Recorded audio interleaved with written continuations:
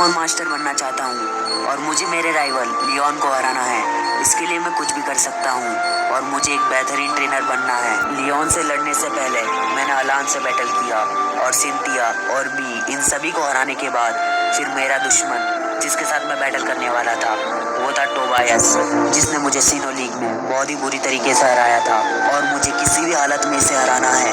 और जब भी मैं इसे देखता हूँ मुझे बहुत ज़्यादा डर लगता है। इसके पास इतनी सारी शक्तियाँ हैं और ऐसे पोकेमॉन हैं जिन्हें मैंने कभी देखा भी नहीं होगा। सच में इसके पास बहुत ज़्यादा ताकतवर पोकेमॉन है और मुझे कैसे भी कर वर्ल्ड चैंपियनशिप में इसे हराना है। पर जब भी मैं इसके पोकेमॉन के बारे में सोचता हूँ मुझे बहुत ज़्यादा डर लगता है क्योंकि ये बहुत ज़्यादा ताकतवर है, पर मुझे इसे हराना है। और टोबायस जो कि वर्ल्ड चैंपियनशिप में हिस्सा लेने वाला है और मेरा बैटल इसके साथ कुछ ही दिनों बाद होने वाला है। इसलिए मेरी टीम में मुझे एक ऐसा पोकेमॉन चाहिए जिसके पास बहुत सारी ताकत हो और वैसा पोकेमॉन मैंने एक दिन देखा था। कुछ दिनों बाद मैं गैलार रीजन में गया, वहाँ पर एक ताकतवर पोकेमॉन को ढूंढने और मेरे साथ था गो। हम दोनों मिलकर एक पोकेमॉन को ढूंढ रहे थे जिसके पास बहुत सारी शक्तियाँ हों, क्योंकि टोबायस को हराने के लिए मुझे एक ऐसा पोकेमॉन की ज़रूरत है। तभी हमने देखा एटर्नटस। हाँ, आप सभी ने सही सुना, इसके पास बहुत ज़्यादा ताकत थी और इसे देखते ही मेरी रूह कांप गई। ये बहुत ज़्यादा भयानक था और ये पूरे गैलार रीजन को तबाह कर रहा था।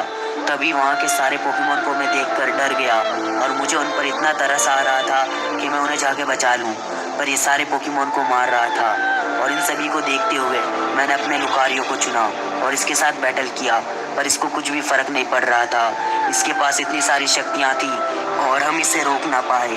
और इसके पास इतनी सारी शक्तियाँ थी, ये धीरे धीरे पूरे गैलार रीजन को तबाह कर रहा था। तभी वहाँ पर हम एक ऐसी चीज़ देखते हैं जिनका हमें अंदाज़ा भी नहीं था। ये अपने बड़े फॉर्म में आ जाता है, एटर्नामैक्स, जो कि बहुत ज़्यादा ताकतवर था। तभी वहाँ पर रैक्वाज़ा और म्यू आते हैं। ये सब हमें बचा लेते हैं और इससे बैटल करने लग जाते हैं, पर ये दोनों इसमें भारी पड़ रहे थे। पर इसके पास इतनी सारी शक्तियाँ थी, ये इनको बड़ी आसानी से रोक दे रहा था।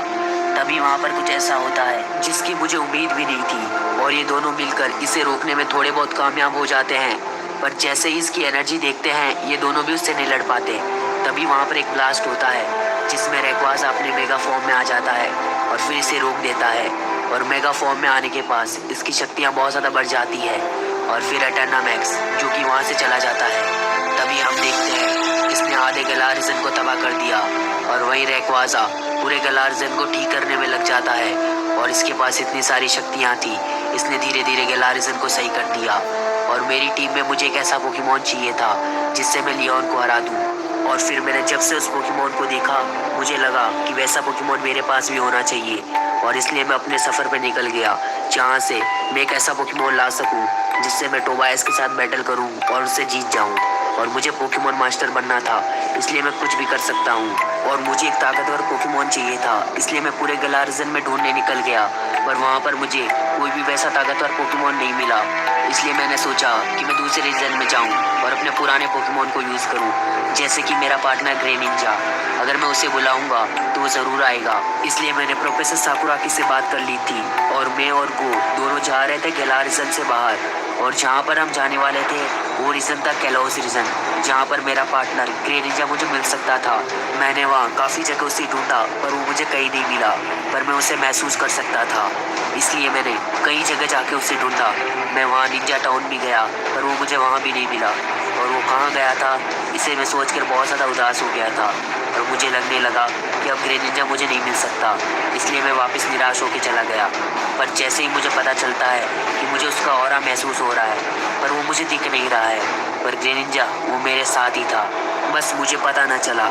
और जैसे ही मेरी वर्ल्ड चैंपियनशिप की बैटल नज़दीक आ रही थी और मेरा बैटल था टोबायस के साथ, तो मैं तैयार हो गया था, पर मेरे पास एक पोकेमॉन कम था जो कि मेरी टीम में होना चाहिए था।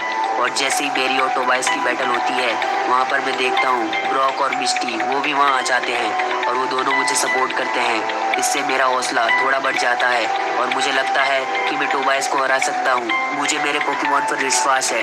तभी मैं टोबायस को देखता हूँ और मुझे उसे देखने के बाद बहुत ज़्यादा डर लगता है, क्योंकि उसे देखते ही मुझे उन सारे पोकेमॉन की याद आ जाती है जिन्हें मैंने पहले देखा था और मैं बहुत ज़्यादा नर्वस हो जाता हूँ। पर जैसे ही ब्रॉक और मिस्टी मुझे हौसला देते हैं मुझ में वापस से जोश आ जाता है और मैं उससे लड़ने के लिए तैयार हूँ, क्योंकि मेरे साथ मेरे पोकेमॉन्स हैं और उन पर मुझे भरोसा है। और टोबायस चुनता अपने लाटियोस को, और जैसे ही वो उस पोकेमॉन को चुनता है मुझे लगता है कि अब मुझे चुनना चाहिए फारफ्रेश को, वो इससे लड़ सकता है। और जैसे ही मैं फारफ्रेश को निकालता हूँ इन दोनों की बैटल स्टार्ट हो जाती है। हालांकि स्टार्टिंग में फारफ्रेश बहुत ज़्यादा अच्छे से लड़ता है, पर उसके पास इतनी सारी शक्तियाँ थी, उसने मेरे फारफ्रेश को बड़ी आसानी से हरा दिया।